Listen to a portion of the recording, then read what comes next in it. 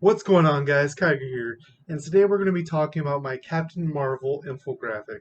Check it out on my Discord, links down below, and we're going to be talking about my choices, why I picked them, and other options you can try out. Let's get into it.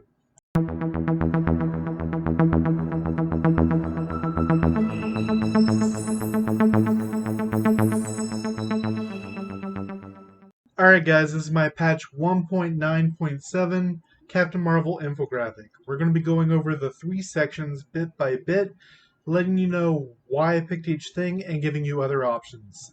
As you can see, the Omega cards, there's no specials, things like that, and that's really to help the newer players and people who want to try out Captain Marvel before they decide they want to make that full swap. I do this with all my infographics. This is a quick start guide and not exactly built for people who are already 2 million or higher. This is to help you start off as Captain Marvel and then make your choices as you progress in the game. Now, going on into the Dimension Duel. With Dimension Duel, first things first is the costumes.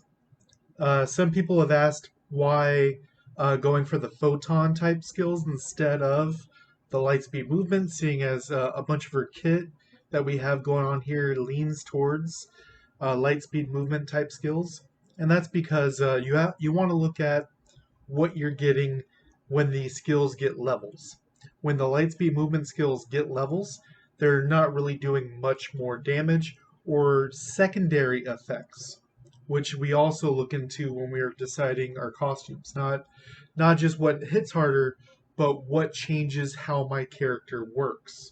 So if the jump or whatever gave you a bunch more ultimate back, or if this dash got a lower cooldown, gave you damage reduction, something, just give me something to go off of, then that would be a totally different conversation. But as it is right now, your two photon skills, right here and right here, are really where it's at and how you're going to be getting your wins. Going off to the stats, we got PvP decrease, which is number one in PvP game modes because of how the damage scaling is. Then we got defense pierce, also because of damage scaling issues, and then ultimate recovery. Uh, so how Captain Marvel works is you really have some breakpoints. When you start off, if you just have this Maestro card that I recommend below, you're automatically going to hit ultimate in 3 rotations of your jump. And what you really want to do is through min-maxing, through specializations, through cards, through other things, you want to try through your boots, you want to be able to hit that breakpoint where you're able to get it off in 2 jumps. I can't give you the exact number because it will differ based off of your jumps and how often you hit your skills, because you also get ultimate gauge when you use other skills. So your cooldown is going to be important. I don't have cooldown on the stat list because that should already be the thing that you're going after, and it's really hard to get cooldown uh, on your cards and things like that. So I don't have it on the list because it will just be cooldown and everything would be homogenous for all characters. America Chavez is here to be a Hulk counter, but also Captain Marvel really likes her percentage type buffs. A lot of things you'll see because her ultimate is a percentage type buff. Some of her specs are percentage type buffs. So percentages on percentages is really the name of the game of how you kill people in PvP game modes.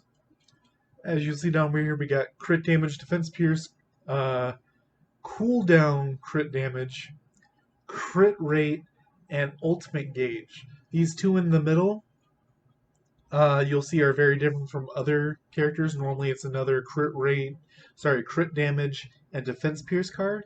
Here, we're getting the crit rate, which a lot of other people don't get the option of using this card because generally you want to have 2 set bonuses because we need this Maestro card for ultimate gauge.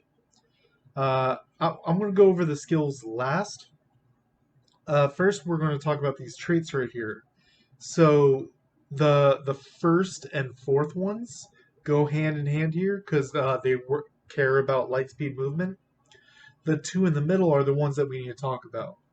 So this third one is the life after death. If you would die, you stay at 35% HP for 2 seconds. Now, what's interesting here is the second one right here gives you an attack buff if the battle lasts long enough. Very similar to the Crow mechanics, Crow 1 and Crow 4, uh, Crow 1 and Crow 3 that give you bonuses if the battle lasts long enough. Now, this slot right here, you have several options. You can either go for the other purple spec, uh, energy conversion, that gives you more ultimate gauge uh, recovery when you're above 50% HP. I just don't know how often you're going to be above 50% HP, and that could lead into a different companion choice, such as Volstagg, um, to try to keep over 50% HP as often as possible. The other option is to just kind of go balls to the wall with the photon field enhancement, which is the orange one, that gives you duration of your self bust by 35%. Now, what this is going to do is that it's going to mean your ultimate, you're going to keep the bust from your ultimate 35% longer, as well as, and here's the important one, this green speck right here that makes you invulnerable for 2 seconds at 35%, so it gets almost at 3 seconds invulnerability, and that's going to play into some skill choices in a second. So moving over here to the skills, the super important ones we got are energy impact right here, the jump. Everyone knows the jump is her bread and butter. You jump in, you get ultimate gauge back, and that leads into faster right here. Both of them being light speed movement type skills, which goes into the red spec and the purple spec that care about light speed movement. And faster is also a target off skill. So if they have a projectile in the air going towards you, such as sticky bomb, flare grenade, frag bullets, things like that, you can cancel the skill as well as target off, meaning they can't target you with anything during Faster's animation. And if you get used to the Faster animation with how your purple spec works, you can go into a dodge right after, making yourself invulnerable for longer. And as a reminder, just real quick, the invulnerability you get from the dodge button is not increased by the orange spec. This has been tried and verified. So both of them are light speed movements, and then we go into our two photon type skills. Now, a lot of people are going to ask about this third skill right here, and this is generally everyone's used to the laser that has the 3 sections. Now, I like using Mighty Will right here because it does a lot. It does a good amount of upfront damage, and you're not stuck in an animation for forever. Now, if you want to go a more kamikaze style, you can go for the laser Photon Focus, which does 3,000% damage before bonuses. Uh, you can go for Photon Focus, and what you would want to do is in this number 2 trait spot, you would want the orange spec. So the idea is you're going to kamikaze your opponent. You're going to jump in, you're going to ulti, and you're going to let them kill you. And during that time that you're invulnerable for about 3 seconds, you're going to be landing that Photon Focus and go for the kill. There are obviously other combos, like you can use a dodge and then go for the Photon Focus. But I just feel like a lot of characters have ways to kind of get out of the Photon Focus because it has 3 waves. It has the small, medium, and large type damage, and a seasoned player will tank the first, if not the second, chunk of the damage, and then use a dash, invulnerability, or dodge to stop the third part, which is the chunk of your damage, and just go in on you while you're stuck in your animation. That's why I personally like Mighty Will, but you can go that more kamikaze style. Focal, I believe it's focal something, focal energy. Uh, yeah, focal energy shot, our fourth one right here, does the nine photon beams, and this can be animation canceled when you get the hang of it. The best way to do it is she puts her arms back, the nine things go behind her, and as soon as she goes to move her arms, you can dodge. And if you do, it speeds them up, makes it harder for them to dodge. Last but not least is we're using the punch right here, Mighty Flight. It's also a light speed movement, so you get 3 light speed movement, which is why the conversation comes up for using uh, steampunk. But it does low damage 400%, but it also is another target off skill like faster, and it's also a gap closer. So you can do really cool things like punch into them, and then if they dash or run away, then you can follow that up with the jump.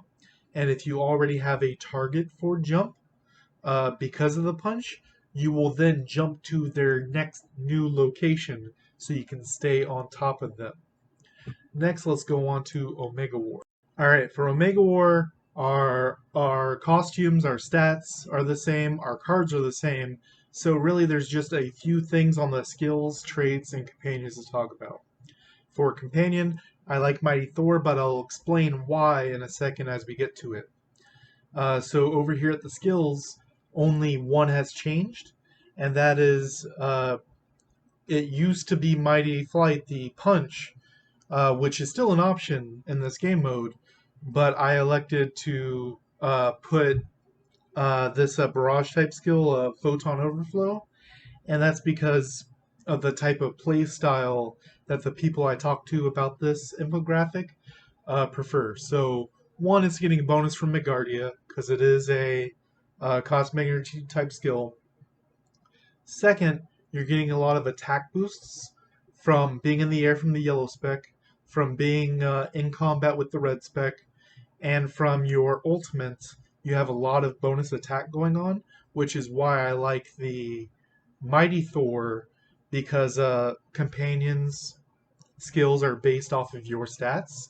So if you're giving yourself percentage attack bonuses, Mighty Thor is getting more percentage bonuses. And then, so how she works is she takes her percentage, then she does your percentages on top, and then she adds percentages on top of that up to 250% more. So she can just wipe the board.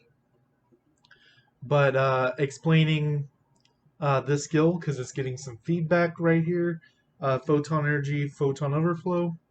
So what the person I talked to likes to do with this is you can be up in the air and use a crystal on the ground as the target and kind of be brawling in the middle, or kind of go around the edges and use this as chunk damage, pelt your opponents a bit, so you can come in with the focal energy for the finisher or the laser. Now, if you want to be more chasing down targets, taking one-on-ones, things like that, you can definitely replace this with the punch, and it's just a difference of play style there. The biggest thing down here is the traits. So we're obviously not using the green revive spec, so I have changed that out with the yellow bonus attack if you're flying, bonus defense if you're on the ground. The idea here is to always be flying for the bonus attack, but your other option here, if you're having ultimate recovery issues, is to use energy conversion. Once you're at a point where you're able to get ultimate gauge every 2 jumps, then you can wean yourself off of energy conversion into other options, such as this yellow one right here. Last but not least, let's talk about Alliance Raid. Alright, in PvE, we have the same armors. Our stats are slightly different. Still defense pierce, then super villain damage, still ultimate gauge, crit damage, total damage. We are using Punisher, who will get bonus damage from how our specs and such are lined up. Our Omega cards are going to be cooldown, crit damage, supervillain damage, defense pierce, supervillain damage, defense pierce. Our skills are the jump for ultimate gauge. I really like this number 2 skill right here. It does a cone in front of you and then increases the damage you deal to that target for the next little bit, which leads really well into the beam, which does 3000% on start. This number 2 also gets increased by Midgardia, increasing the percent damage you deal to the target after this number 2. I also recommend only dropping Punisher after your number 2 is put down on the boss, as it will then increase Punisher's damage to the target. Beam for a bunch of damage, Folk Energy Shot for the dodge cancel, and Punch. That leads us down to the active traits. So the jump lands you. So after you jump, you want to get back up in the air, and then attack bonus, ultimate gauge recovery, and cooldown. I did not go with the other purple here because you don't need to get dodge gauge back when you're fighting a boss. You're just right now keeping your dodges in conjunction with this red spec so that you can get your light speed movement skills faster when you use the set dodge, which you will only theoretically use when you want to dodge into a laser so the boss can't kill you while you're doing said laser, or if you want to animation cancel the focal energy shot. And that's really what I got here for the infographic. Remember, this is not meant for all levels of play. This is a quick start guide, get you in, and then I really, really want you to be testing things, figure out your play style, because everyone will play differently. And I really want you guys to enjoy Marvel Future Revolution. Till next time, guys.